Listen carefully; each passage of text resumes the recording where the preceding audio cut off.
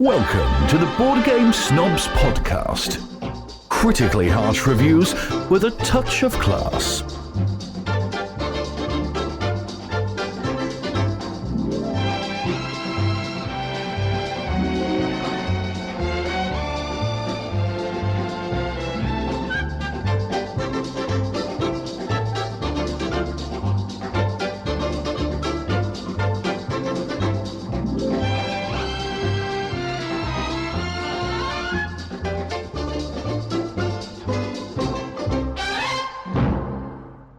And go. What? Are you kidding me? That's my fastest one yet. Are we live? Don't do that. I was looking stuff up. You said you're ready. I didn't mean that. You know. Yeah, in fact, you said turn us on. You hem-haw around. You hem-haw. I never hem-haw. You hem-haw. Is or that he-haw? Hem-haw. He-haw's the show. Hem-haw. Is that a term that people normally use, hem-haw? Is that I've just heard Southern? it. I It might say it be all the Southern. time. You hem-haw around. I know exactly what you mean. It means you're procrastinating. Right. It means like you're just dilly-dallying. Right. Dilly-dally. Northerners say dilly-dally. Hem-haw, though, let me look that up because that's going to drive me insane. Hem-hawing around. I get what you're... It's H-E-M and H-A-W. The term hem-haw first appeared 1600s. The word hem is an intimidative word of a throat clearing, and the word haw is related to the term ha-ha, which refers to haughty British accents. Oh, really? It means to be uncertain about something. So is it like making fun of British people if you hem-haw? Maybe so. This is a racist term. Dilly-dally means to waste time through aimless wandering or indecision. I know that, but where did dilly-dallying come from? Dilly-dallying. This is the Board Game Snobs podcast. It's a verb. I'm the host, Gaby. This is Jerry. This is Enrique. Enrique is also here. Oh, yeah. Thank you for coming back. There's a phrase my uncles-in-law use called rat killing. I've heard that. What'd you do today? I just did some rat killing, and it means the same thing as dilly-dally or hem-haw. They didn't do anything. They just kind of fiddle-farted around. Piddle-farted. Fiddle-faddle. Piddling around. Piddling. That means to look up urinate when you're piddling. That's Piddling around to waste time doing something. It's the same thing as dilly-dally. dilly-dally. The base word dally came in from Old French hundreds of years ago and meant to chat idly. So to dally. So dilly-dally is So one is English, hem-haw is English, dilly-dally's French. French. Very interesting. Piddle means to piddle around, to waste time doing something not important or useful. Enrique, do you piddle around? All the time. Which is what this list has been. This has been our top 25. Piddle does mean to urinate. And this has been nothing but a waste of time. It's interesting. If you piddle, you create a puddle. You're true. A piddle puddle. Right. That means a small amount of urine on the ground Has is a piddle settled in and accumulated into one area. An accumulation of urination leading to Defecation. no breathing. Oh, no. This is awful. This is episode 201. No, it's not. It's not? No, it's not. What is it? Because 200 is going to come crap. out. Yeah, you've messed this up. Okay. This is like episode Okay. 205. Okay. You know what?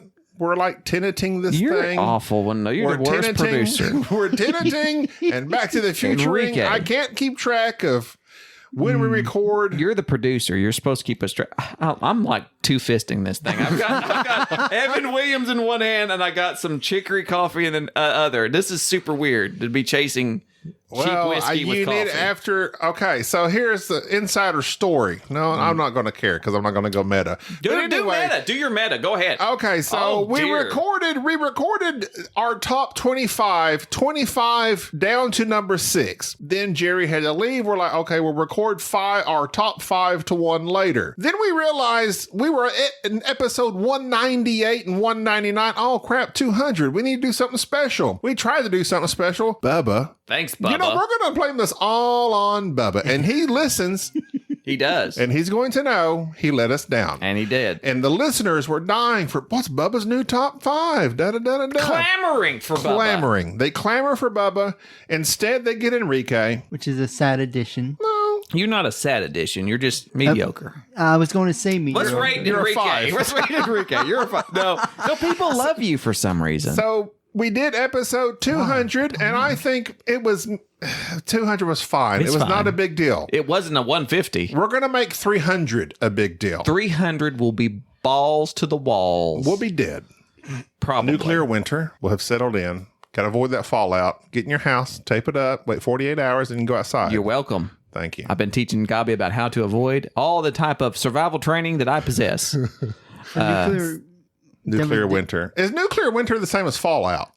Well, no, fallout's an actual thing. It's when all the particles come down. But I thought nuclear winter is was like because it looks like it's snowing. No, I think that's actually where it blocks out the sun. Oh. I think that's bad. That's even darker. It's like Fallout, like the game bad. Like Fallout 76 bad. It's like, hey, you want to see Not Fallout New Vegas good. It's like, hey, do you want to see the world just all grayed out? Well, we can make that happen with nuclear fallout.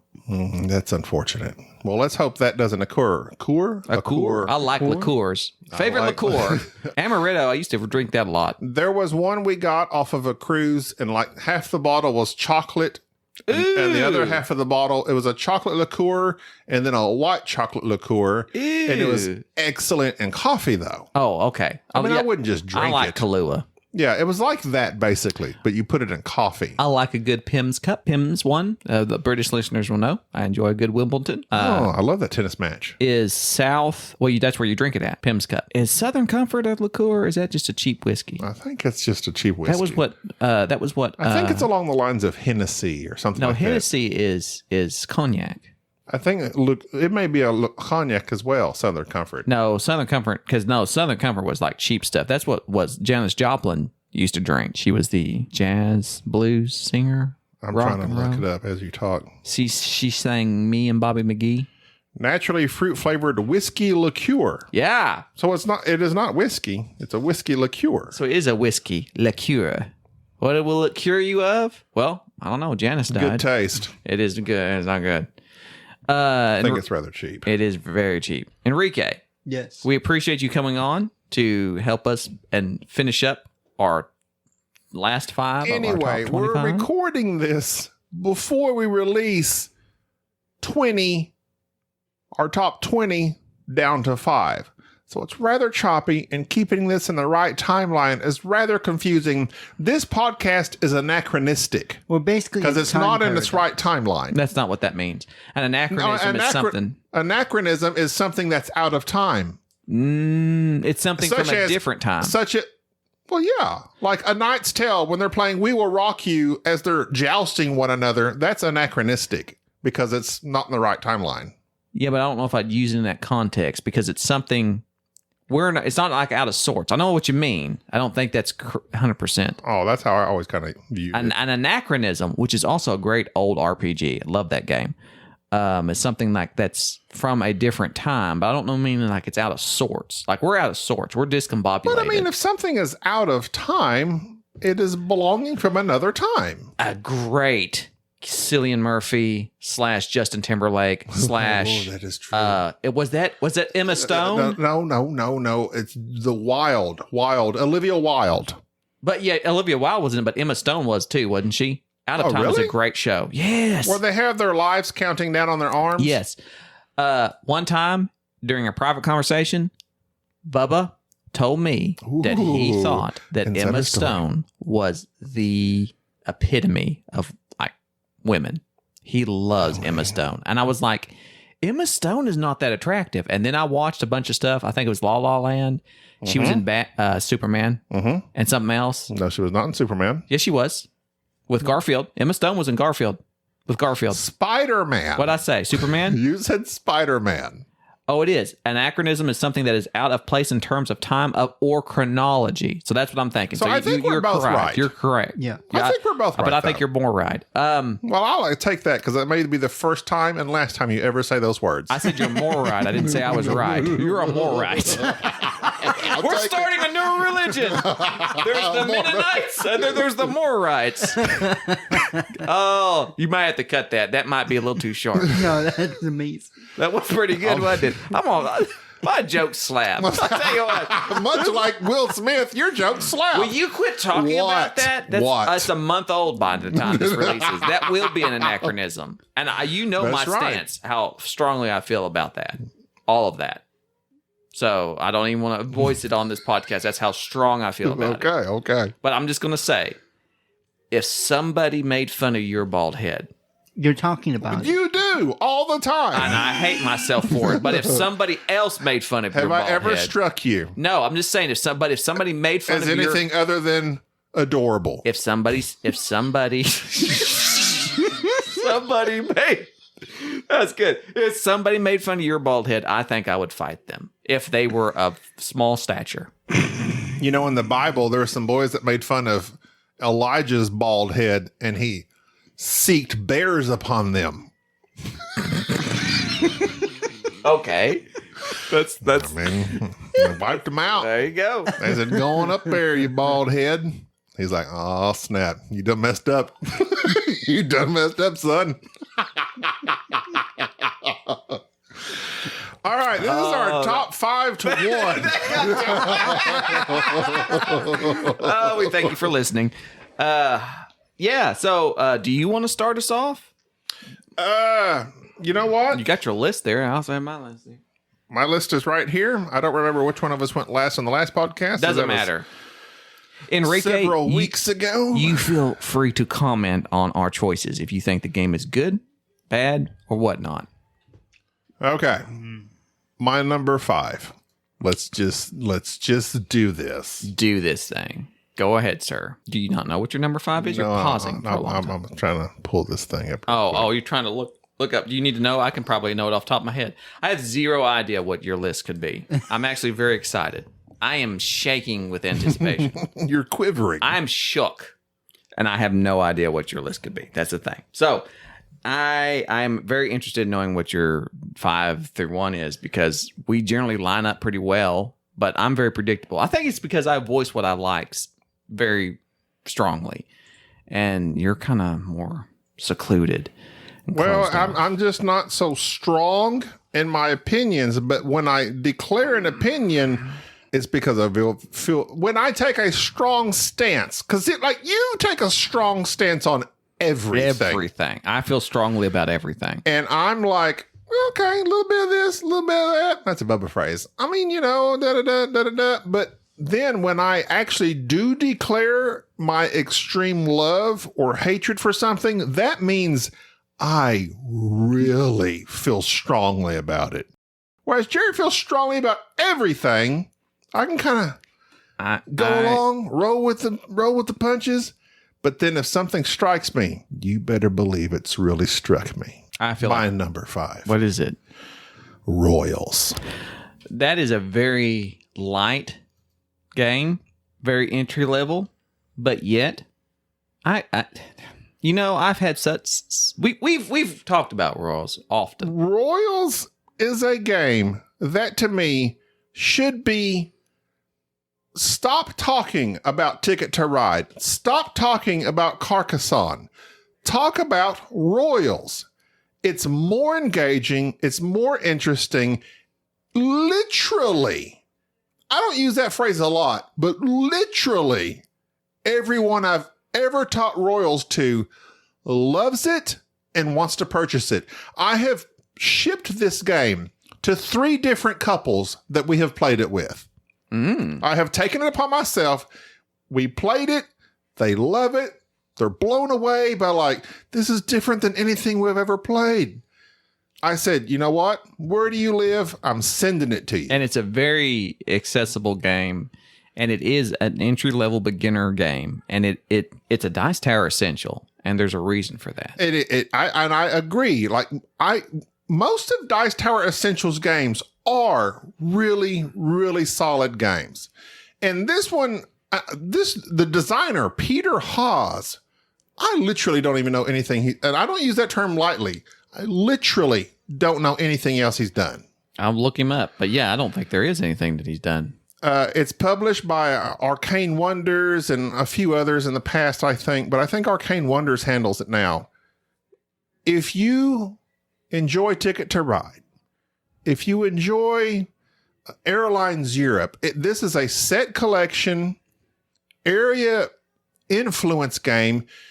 You collect these cards. As soon as you get enough cards, you can go into these different areas of the country, and it's Europe. You're fighting over these different cities.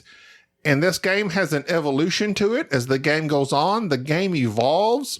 What you're wanting to do changes. but it's very simple. It's not complicated.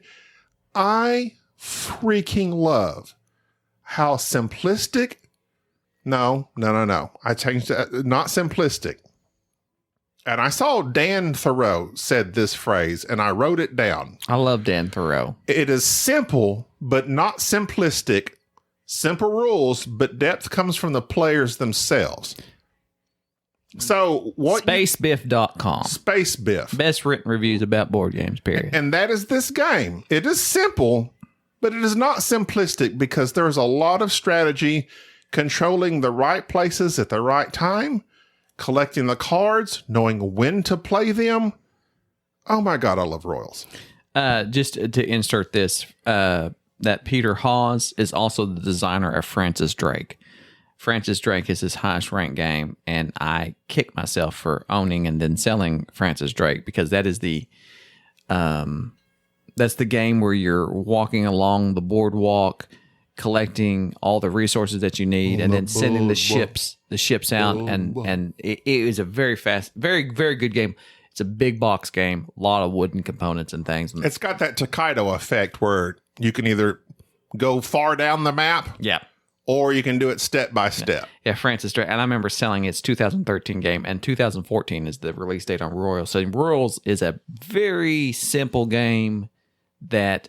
And nobody talks about it. It's not on anybody's list. It drives me crazy. It does irritate me. And it is one of those games that it is on sale chronically. Like I see this game numerously on Miniature Market, Cool Stuff Inc., places like that. It's always on sale when they have it. It's a great game if you're looking for something to introduce people to the hobby. You're number 5. That's an excellent choice. Enrique, do you remember Royals? Yes. We could be Royals. It's one of the very few games you guys got me into playing. Yes, we did. It's been a very, very long time. We hooked you with Royals. And that's exactly what it's good at. And you won Royals in a contest and got it picked up at BGG. I did. So it's a random thing.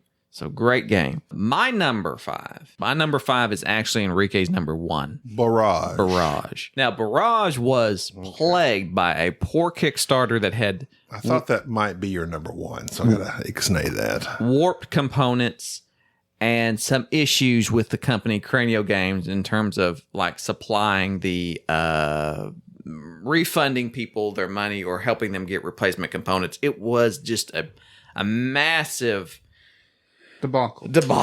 Yes, but Barrage, my number 14, as a reminder. Royals. Barrage, Evan Williams, thank you very much. 100 proof.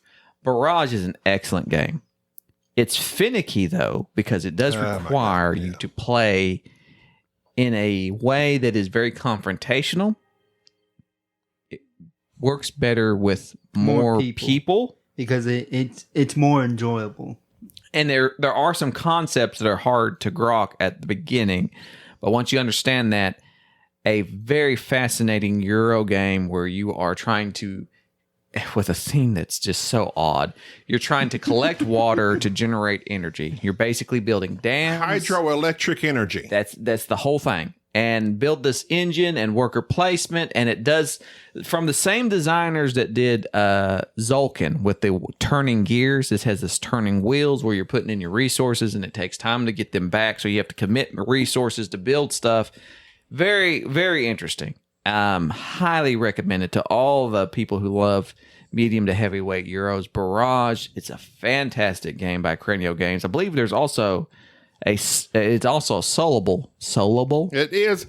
And I always mean, and I have it on my list of goals I want to do this year, and I've been accomplishing. I've been on fire this year playing games, even solo. Yeah, since the pandemic stopped. You've been great. Like the time that you could have spent playing games, you didn't. But now, now everything's opening back up. Like, I'm on fire. I'm on fire. I have done the same thing. January and December, I played like 13 and 14 games. Period. I played 13 or 14. Last March, 48 games. Yeah, tune in for my top 5 solos. That's my next list. That's my next arbitrary list. And so Barrage is my number 5. Barrage is fantastic. It holds water. It does. It does. Like my bladder. My bladder requires me to release rather frequently. As I have gotten older, I've had issues with my back, which has caused me to have some issues with incontinence. Uh-oh. Yes. I did not realize that the nerves in your spine can actually affect. So, first hemorrhoids, now incontinence. Well, so first off, And when you say incontinence, let me make sure I'm getting. That means you can't like hold things in. You kind of do a little something on yourself.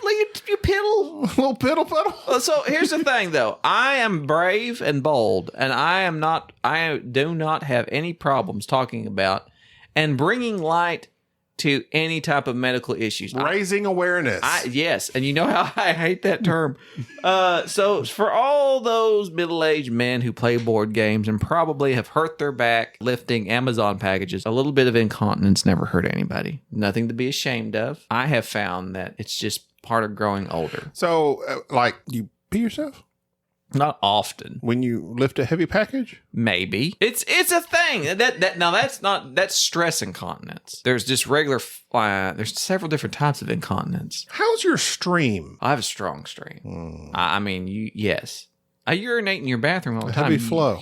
You hear. It But sounds like Niagara Falls. I urinate though quite frequently because you should not by any means hold it in. That will only weaken your as bladder. a truck driver, I have difficulty in that area because I oftentimes have to hold it in, and it concerns me. Are you in a safe place that we can talk about your other habits? Because I think we have talked about it in the past where you will take Imodium to avoid utilizing public restroom. Yes. That's very odd and not healthy. Oh, sometimes you got to back that thing up because I don't want to I don't want to get stuck in traffic and doo-doo on myself. That's not going to happen. You just are afraid of public bathrooms. It can happen. It's very closely almost happened before. Almost? Okay, you know what?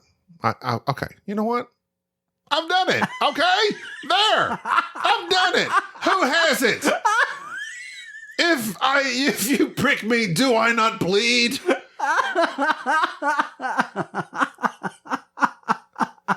Who hasn't gotten in a tight spot and had no access? Yeah. Now you see.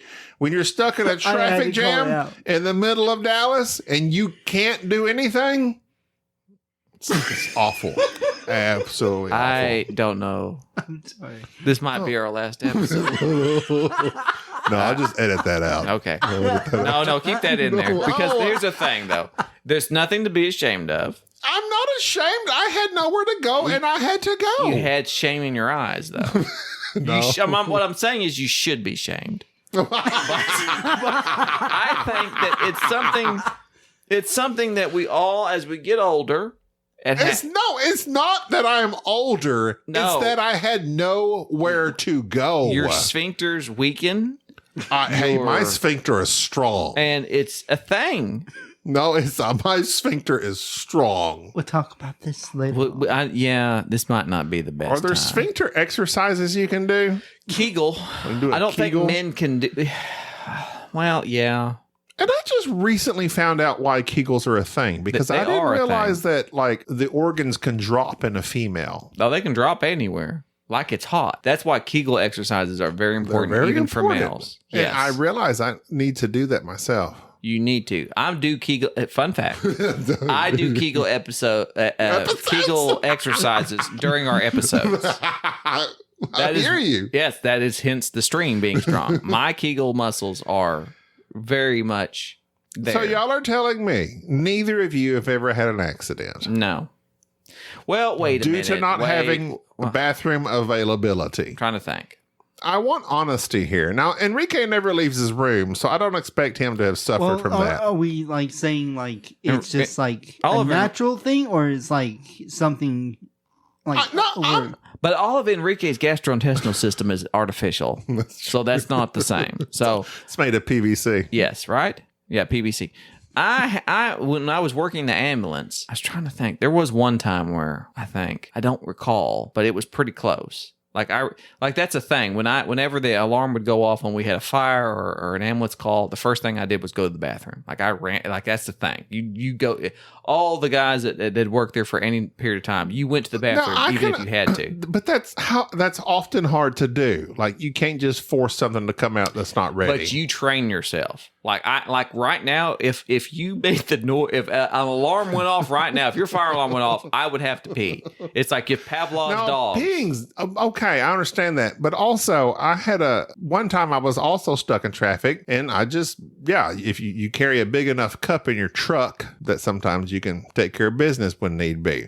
There are truck drivers, and you know what? I guess I should have done it. They carry 5-gallon buckets for such an emergency. Really? Yes. I'm telling you, you get stuck in downtown traffic jam, 5 o'clock, and there's a wreck, and you're in 6 lanes of traffic, and there's nothing you can do, and you have to use the restroom. What are you going to do? You could use that bucket, or you could just go in your pants. You've got a point there. Truly, you are Americans' heroes. Delivering our This goods. is taking a wild turn. I really didn't want this podcast to go I'm into. glad that just because this just went off from where I said, occasionally, some incontinence, and then next thing I know, you're just pouring out, like letting everybody know about your weak sphincter. Darn this whiskey. You're number 4, sir. My number 4 was your number 22. Zaya, Warrior Princess. Really? Legends of a Tokyo Drift System. I love Zaya. Not as much as you do, but it's a great game. What do you like about it? Is it because of the sandbox space? I was always kind of concerned about the whole sandbox thing. I love how we just go from talking about dumping yourself to serious conversation. Not a serious conversation, obviously. This is all foolishness. I love the fact that in this game, you can not literally. See, I have a problem with people that don't understand the term literally. You can fly around space, and do mining asteroids, fighting if you want to, delivering things, picking up, delivering. Enrique? I'm trying to remember. You raised Zaya. your hand? No. I'm trying to remember Zaya. I will remind you of Zaya. That's the game that has all the beautiful parts and all the spaceships. And I gave an hour-long teach on it and then began to beg you, whatever you do, you have to scan the space before you put out a little hexagon tile, because there's a 1 in 50 chance that you're going to pull a sun out. And if you can just jump your ship without blindly scanning, you may fly into a sun. Don't just warp into a blind space. And you said, no, I'm not worried about it. And right off the bat, you flew into the sun. And we laughed and could not contain ourselves until you did it again. And we still cannot imagine how poorly, because I didn't realize the expansion had another sun in it, how poorly that could be. It is a great game because it allows you to not only have all these goofy little miniatures, all the beautiful psychedelic artwork. It is a great game. It's just so fun. Also from 2014, a great year for gaming. Yeah. Designer Cody Miller. Good job, Cody. I hate that name, Cody. Why? When I was in grade school, there was a kid in school named Cody, and he was super mean and weird too. There's a difference. How dare you? But no, he was just weird, but he was also mean to me. And I have just grown to find that I don't know anybody named Cody that I like. It's a weird name when you think about it. Is it short for Dakota? No, it's just Cody. Yeah. It's not short for anything. It's just Cody. Cody. Boom. Yeah. Well, I know a Cody that I'm good friends with, but I haven't talked to him in many, many years. Okay. So you're telling me Cody. You're a bad friend. Well, I mean, phone works both ways. Let's see. Cody. It's just not a solid. Is there an actor named Cody? I know no actors. I know many actors named Jerry. I know many singer-songwriters named Enrique. Gabriella is, your name at least is very feminine. Common. My name's in the Bible. Yeah, see? I'm an angel. So, yeah. So, I don't know any Codys. It's like a made-up fictional name. Cody. I know no Codys. I can't think of a Cody I know of right off the top of my head. We're all agree that Cody's an awful name. I think it's just an imaginary name that's just You It don't. just pops up in grade school or like middle school and just like it vanishes. You don't know any adult people named Cody. Yeah, hardly. you don't. They just kind of vanish. He made another game in 2016 called Tavarua, rank 3,236. And then he's made another game just this year, Iridia, The Paths We Dare Tread, rank 9,979. Iridia? It's ArYdia. See, yeah. What's it about? Is this a? I have no idea. Okay, we'll have to look at it. So if you're a listener and your name is Cody, please send us an email and tell us about yourself. You might be the first Cody we like. But Excellent choice. yeah, on Zaya. Zaya, it's That's great- a great good- game. good stuff, It's a good stuff. sandbox game. We have the expansion too. I bought the expansion with the base game. So and it's got the solo variant, which you need to play that too. since you're on seems a- like a lot. you need to do it. Just do it. You I love mean, it. if I'm breaking out freaking Anachrony, I might as well break out Zaya. You're a- Yeah, I want to break out Zaya. It's Warrior Princess, Legends of a Tokyo Drift System. You're a strong man with a weak sphincter. No, I have a strong sphincter. My number 4. The sphincter is strong with this one. You'll have to force it, Luke. Watch out for those Klingons. That's Star Wars and Star I know, Trek. it's a little melt Matt, there. you did it. That's okay. That's anachronistic. That's okay. You can do that. You do you. I did. I doo-dooed me. My number 4. That's so awful. Look, this low barrel This humor is has low, to stop. bro. This is Stop low. it. Up your game. All right. Up your game. My number 4. Modern art. Modern Art. Modern Art is the best bidding game ever, in my opinion. I bought this game on a whim. It was in response to my frustration with hearing about Reiner Knizia.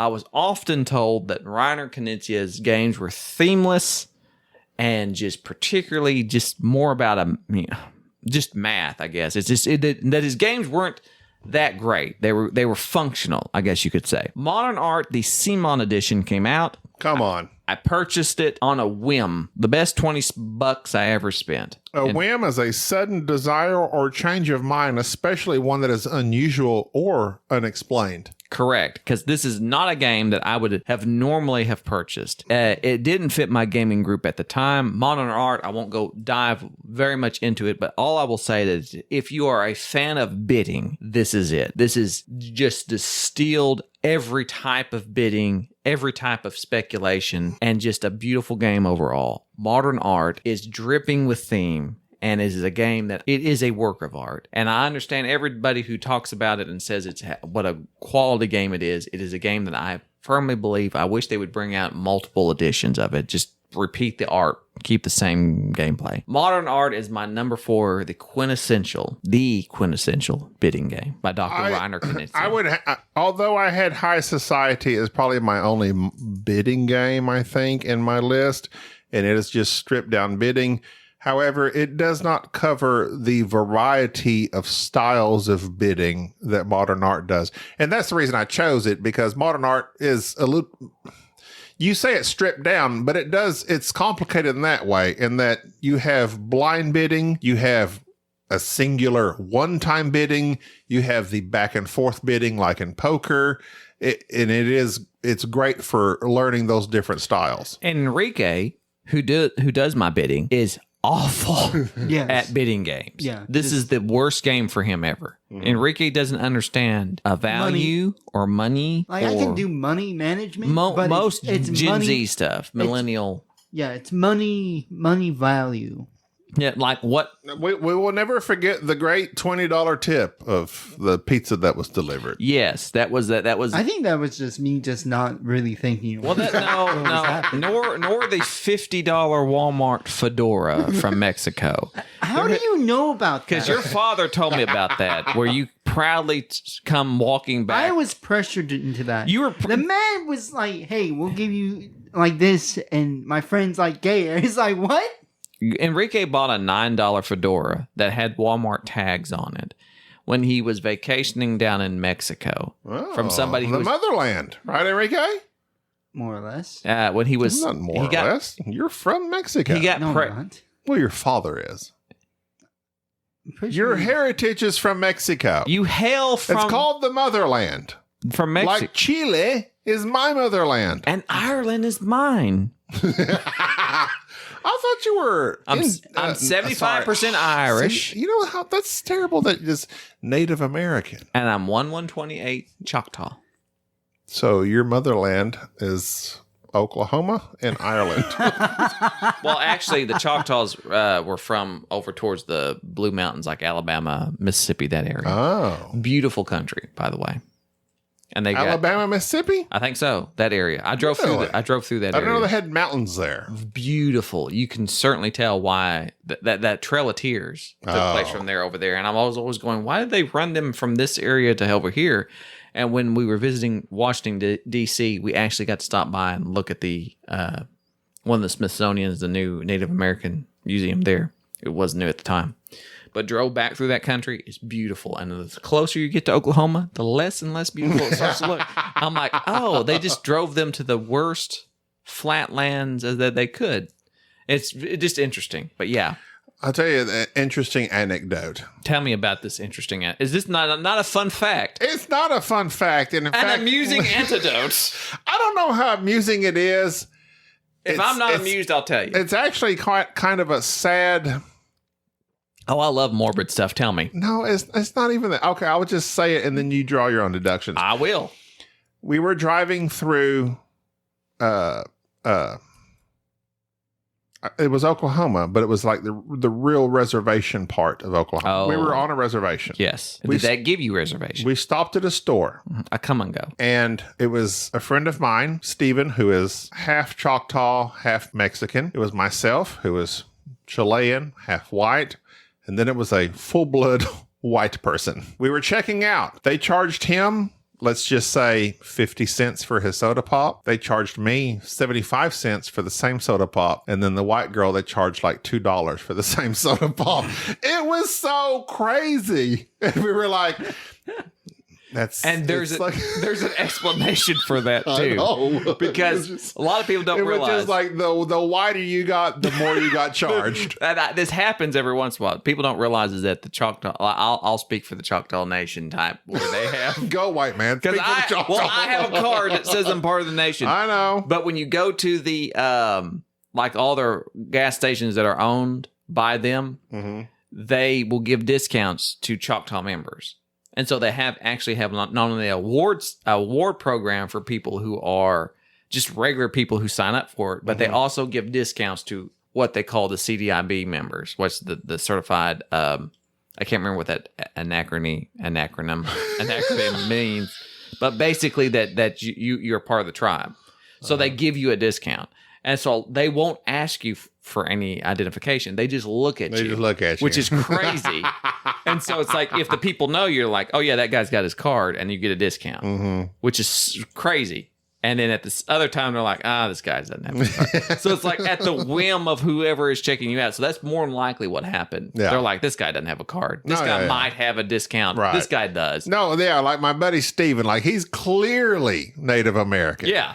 And then I'm like, especially in the summertime when I tan, I'm like pretty dark. Yeah. And then the other girl was just straight up white. Apparently only 75%. Like, we don't know. Yeah. We had a good laugh over that. That's funny. But yeah, that's a common thing in Oklahoma, which is a Native American land. It is indeed. It is. Where's the reservations at in Oklahoma? They have. I don't.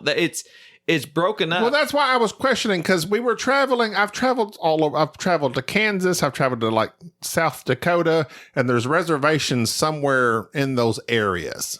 And it was one of those areas. I'm trying to think in terms of reservations in Oklahoma. Like, it's mainly like it's broken up amongst the tribes. Now look it up. It may have been South Dakota where it may have been, because I don't think that we. Let me make sure before Oklahoma court rules reservations no longer exist in Oklahoma.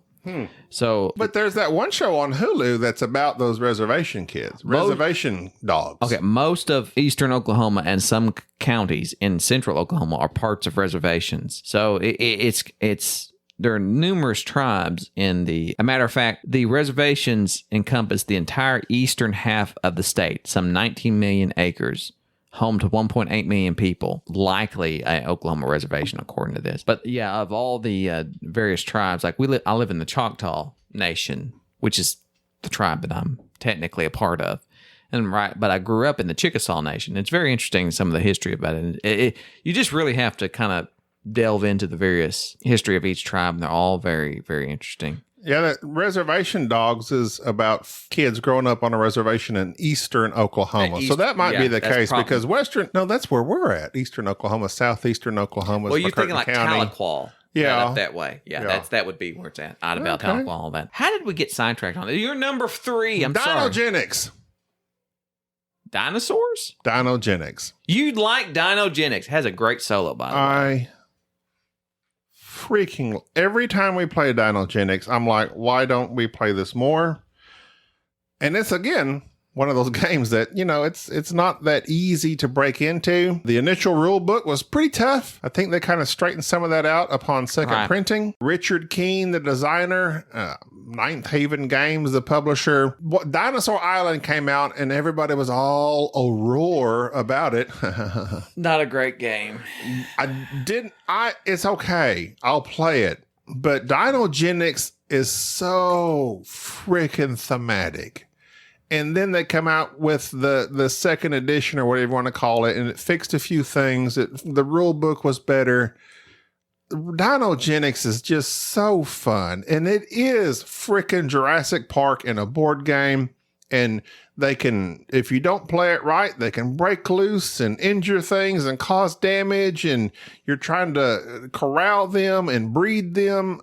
I just love this game. And it's one of those games that I regret we don't get to enough just because it's a board game and so much crap comes out. It is certainly one of the games that the Kickstarter of it, for it being a game, very much when you see it, it is a Kickstarter because it has some premium components, but yet it also suffers from the Kickstarter look. Like there's some design, I don't want to say design flaws, but some artistic choices that would have been sussed out if a bigger company had been the one kind of managing it. It is still a awesome game. Nobody talks about it, and now, Dinosaur Island and now Dinosaur World is all the rage. Oh, and now the Jurassic Park game's on Kickstarter, which I'm sure is going to, but and there's going to be a Jurassic Park Legacy by Funko Pop. It can be yours for a mere $100+. No, but Dinogenics, if you're looking for an actual worker placement, if you're looking for the real like Jurassic Park feel type, and there's a solo to it. Every time I play this, I just like, why don't we play this more? Never have imagined that this game was on your list. I just completely. So what was it? Dinogenics, what was the other one? Oh, and my number 5 Royals, my number 4 Zaya. Okay. So far you've caught me off guard like crazy. Royals didn't catch me off guard. Zaya and this has caught me off guard. My number 2 and 1 you should see coming. Okay, my number 3, 2, and 1. This was hard for me. They all were almost interchangeable. What was your number 4? My number 4 was Modern Art. Oh, my bad. Okay. And these 3 games here were all almost practically interchangeable from my number 1, and it took me a long time to kind of really suss them out of what I enjoyed. But Yokohama is my number 3. Yokohama, the designer leaves me now, is an amazing game. Not only is it a twist on worker placement. Hasashi Hayashi. A twist on the worker placement, area influence, engine building, resource management, the whole 9 yards. This game scales very well with 2 players, 3 players, 4 players. It changes up. The board is modular, meaning there will be squares that you piece together. It's an amazing experience because each game is slightly different because of the way that you have to navigate around the board and all the little twists and turns. It is an amazing Euro game. The artwork is very vibrant, and it is one of the games where you always have to have a plan B. It's on BGA. There's a great implementation of it. If you're not on Board Game Arena, I absolutely love Yokohama. I am very sad to hear that TMG, who is the publisher of it, they're going by the wayside, or they have. So if you see Yokohama, I highly suggest you pick it up because it is a game that was going to be very hard to get in the upcoming future unless somebody else picks it up. I desperately hope that they do. Yeah, I'm sure they will. It is a fantastic game. You can get it on Amazon now for $150. Oh no, surely not. That's what it says. Surely you can get it on Cool Stuff or somewhere it could be found. But keep an eye out for Yokohama. an amazing Euro game that I have just, as much as I have played it, I have never grown bored of it. Yokohama, my number 3. I agree. Great game. My number 2 was your number 13, Lords of Vegas. Now I anticipated this one because Lords of Vegas is a lot of fun. Well, Lords of Vegas was previously in my top 10. In 2019, it was my number 3. It's one of those games that it's player enjoyment based, whoever you're playing with. And if you're just going from casino gambling, it's got negotiation. It's just so freaking fun. It is a very fun game where you're utilizing these dice to take over these areas and to control casinos.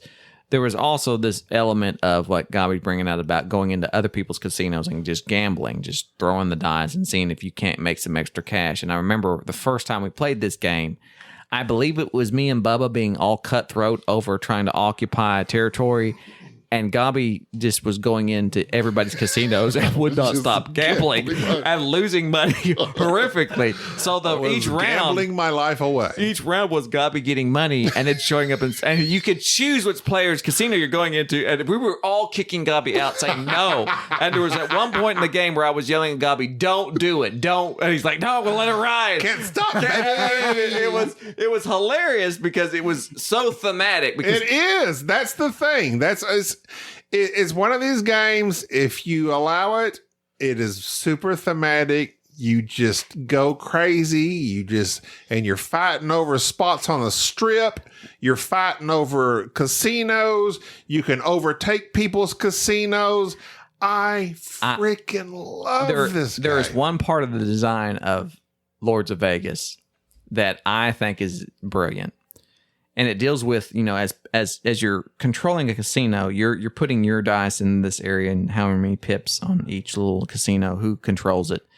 You can just pay money to pick up all the dice and roll them and hope that your dice and your opponent's dice all suss out that you now control that casino. So there's a lot of strategy in Lords of Vegas up to a point to where it all comes down with just pick up the dice and roll. And you will sweat. This is one of the few games where you will feel palpable energy when you're getting ready to do something because you have gained all this money. You're deciding, okay, I'm going to try to take over this casino. You pay all this money, and then even though the odds might be in your favor, you still have to pick up the dice and roll them.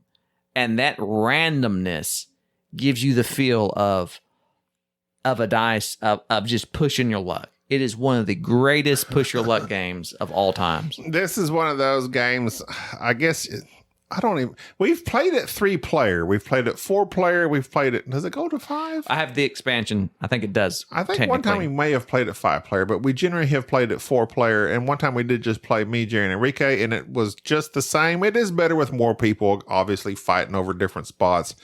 But it's my number 2 because the highs are extremely high. But it's also one of those games with, I haven't experienced this, but that's why I allow it. This caveat is if you're not with the right group that doesn't really get into it,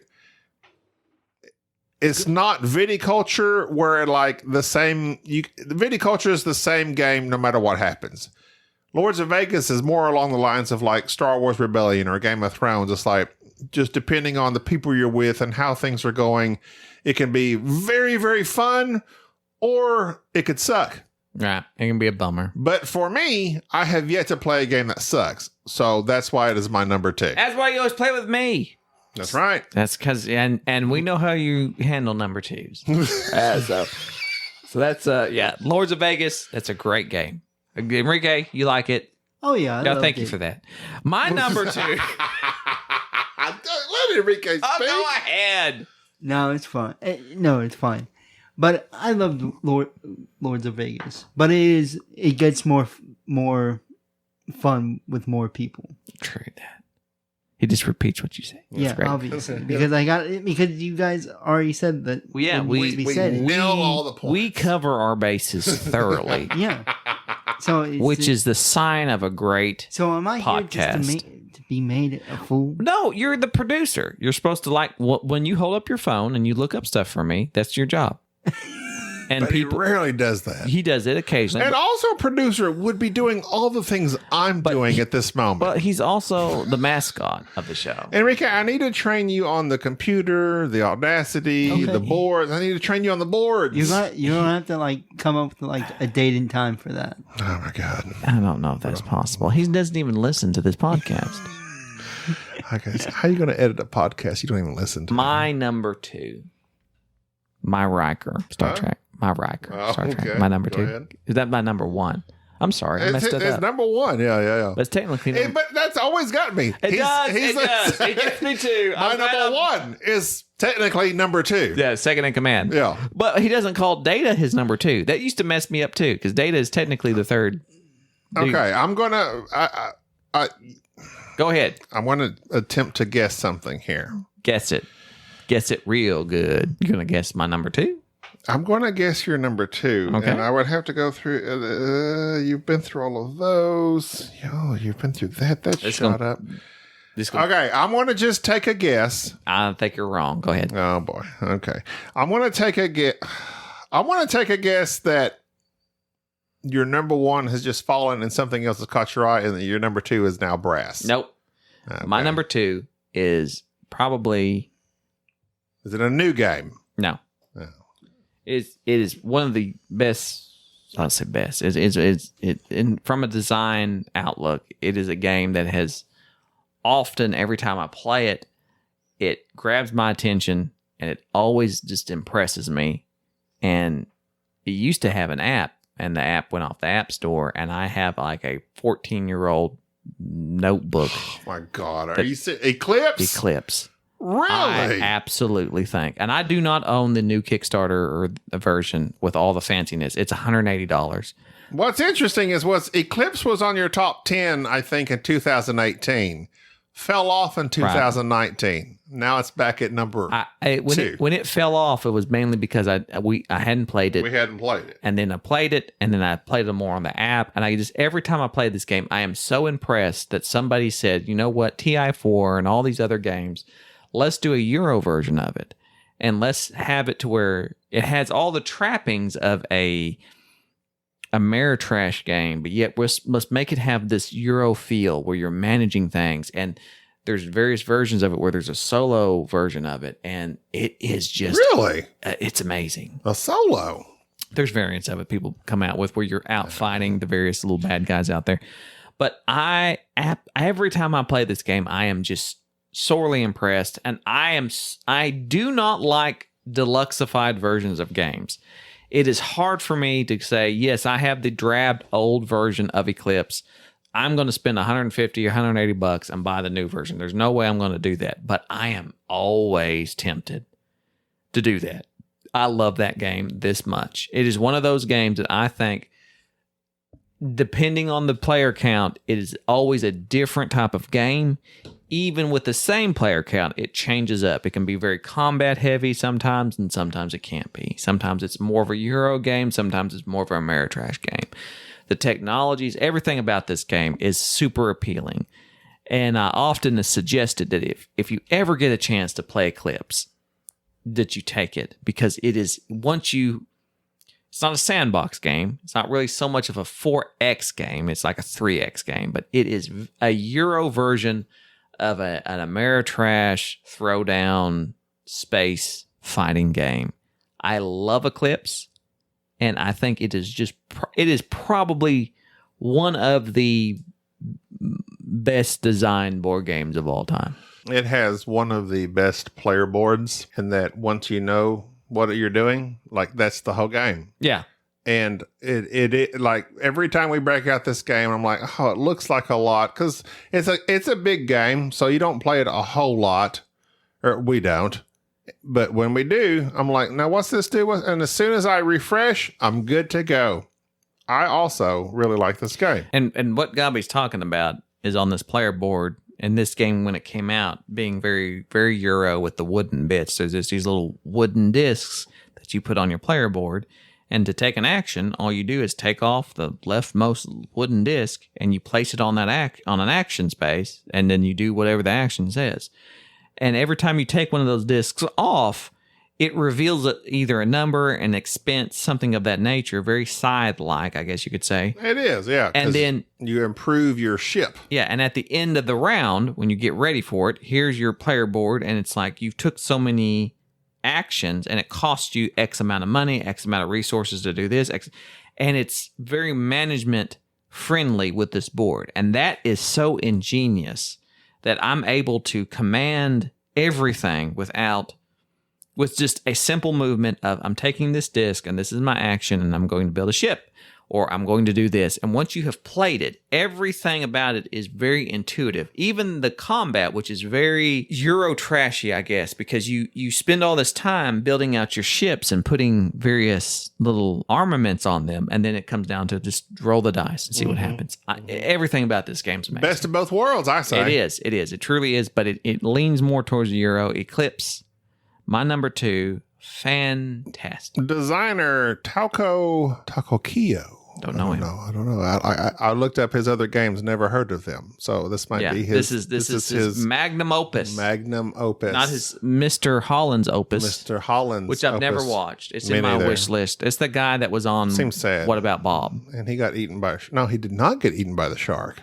No, he survived. They thought he was dead. Mr. Holland's opus was I missed the shark. He didn't jump the shark.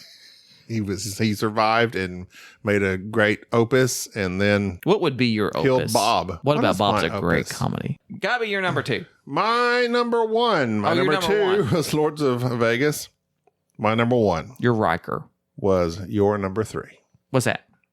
Yokohama. I wondered if it wasn't.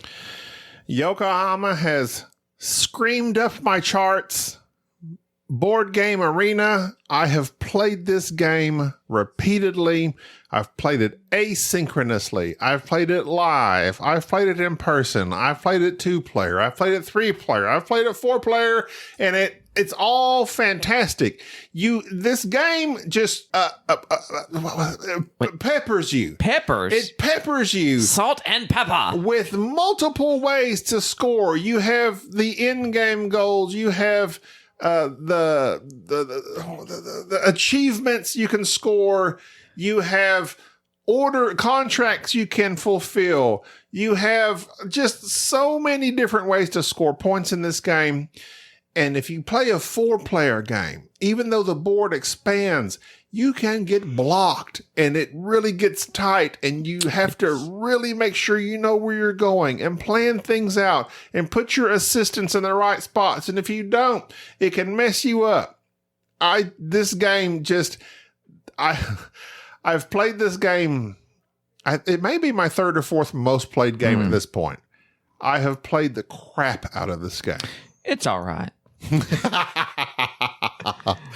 It's just the modular board is nice. I'm not that big into modular boards, but it is interesting. Okay, we're going to throw this out. Oh, now all these spaces, the spaces I kind of need to be close next to each other are not. Yeah. I got to clear across the map to pick up a contract.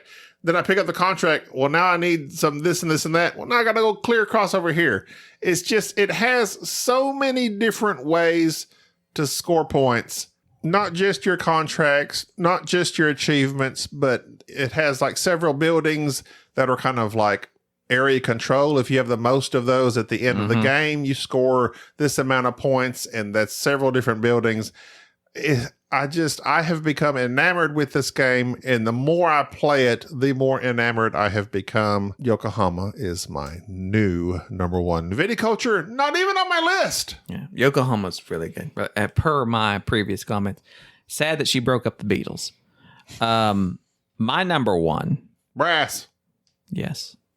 Brass by Martin Wallace. Another game which I play very regularly on the app. Another game for which scales very well. Various editions of it. There's Brass, Birmingham, and Lancaster. Lancaster does the Lancashire. What? That's what I said.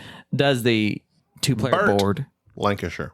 I tend to prefer Birmingham, I think. I go back and forth. You do, because last time it was Lancashire. I go back and forth. They're virtually the same thing. There's variety. I love the fact, but the new editions of them are absolutely amazing. Some of the best components in terms of a Euro game, in terms of the artwork and just the simplicity of the game, where you just have a hand of cards, play the card, put your business out there. Seems like it would be very basic, but you have to play the other players and how that affects you and how you have to plan ahead and how each game is different depending on the strategies that not only you and your opponents interact. You're in each other's way, but yet you're feeding off each other. You're helping each other. Get them to use your stuff. It's amazing. It's good. Good. It's a game about codependency. It is. You need this person's That's me and Jerry. stuff. And I love Brass. I wish I could hate it. I wish I could shake it. But every time I play it, I fall in love with it. And it upsets me how it is just the old version of Brass, which it's over 10 years old now, more actually, very much more. It got a lot of respect, but it also got a lot of hate. And it was one of those games where it was like the wicked stepchild of Martin Wallace. It was like why was it hated? The artwork in it, I think even Martin Wallace said that when he designed it, he just kind of threw it out there, like he didn't really. There was a lot of things that was said. He said about it, even about how he. By the way, he responded to my email. Oh, which was I just sent Martin Wallace an email on Geek Mail and just saying, hey, I love your game, blah blah blah. And I didn't expect anything else. A few days later, I get a response back. Well, thank you, appreciate it. And very just thank you. And I'm like, so when's he coming on the podcast? I love that Martin Wallace. I'd lose my mind. I couldn't do it. But yet, Brass was a game that even caught some flack over people saying how it was dry, boring, whatever. This new edition come out on Kickstarter, got blown away. Everybody made me like $1 million, $2 million. Everybody loved it. And now it's one of those games that it is ranked. Do you think they loved it just because of the art change? I think it was not only the art change, some of the rules, it was tightened up a little bit, but it made it accessible to more people. And I think the rule book in it on both of those editions are amazing. Roxley did an excellent job on making sure I don't think people realize how a good rule book can really affect a game. Yeah. And if I have a hard time fighting with the rule book, it really affects how I feel about the game. How much effort I had to put in to learn it. You have a clear, concise rule book, and people who are not normally medium to heavyweight Euro gamers can read a rule book, understand it, and play it and enjoy it. How that affects it, I think that just lit the game off. And now it's like ranked incredibly high on BGG. Yeah. So it is a well-known game. I'm glad to see it's getting the respect that it deserves. Brass is an amazing game. If you like Birmingham and Lancashire. Yeah, they're both up there. And that's a rarity. Like one's like Brass Birmingham is number 3. Yep, number 3. Brass Lancashire is number 20. There you go. That is incredible. Brass Lancashire is, like most people say, it's basically the original game. Mm-hmm. Brass Birmingham has a few adjustments that make it, I guess, a little bit easier. I don't know what exactly that is. Because to me, anyway, yeah, I love them both myself. But I do lean more towards Birmingham. I like the beer barrels. I do too. So that's my number 1. I think Brass won the greatest game. So Yokohama, my number 1. Jerry's number 1. Brass Birmingham. So there you go. And I think our list is fantastic. If people listen to this and think that we don't know what we're talking about, then obviously they're idiots. If I was going to if you were to pick not to say dark horse, but a dark horse underappreciated game off of your list, really pronounce it, what would it be? I think in terms of games that were underappreciated, Barony's not up there very high, and I know we talk a lot about Barony. Modern Art's up there. I'm sure it's well respected. I think Gates of Loyang, it's a Uwe Rosenberg game. Yeah. So it gets a lot of attention. I'm racking my brain off the various ones that we've talked about. I'm glad that you shouted out all the captains of the golf series. Yes. The Crescent City Cargo and all that from Get those. Those are very nice. I would have to say Crescent City Cargo and Royals. Like, those are 2 widely different spectrums. Go with Royals if you're kind of just introducing yourself to games or introducing others to games. If you're wanting to go quite a bit heavier, Crescent City Cargo. I wouldn't say they're much heavier. They're very simplistic in terms of the rules. I think that, and all those games I think would be, if we did top 30, top 40, those all would be on mine. Like they were all thrown in. Yeah, well, that's what I'm saying. It's weird that me and you, even though we have wildly different tastes in other things, in our board gaming, we generally like the same we thing. line up. There are, and I think that would be an interesting list that we'd have to go back and forth on games that I like that you don't necessarily rank very high. The disparity. Yeah. Which is very interesting because on this Geek Group app, it does able to use the statistics to tell you the difference between the disparities, which reminds me, anybody who wants to be a part of like our People's Choice and have your opinions and various other statistics brought out on an upcoming episode, please join our Geek Group Guild on BGG or our Facebook group, or just email me your Board Game Geek username and I'll add you in. Our Facebook group will be linked in the show notes. And the Geek Guild if you'd like BGG. I will attempt to put the guild in the show notes as well. Either way, that might be next episode or the episode after. It just depends. What?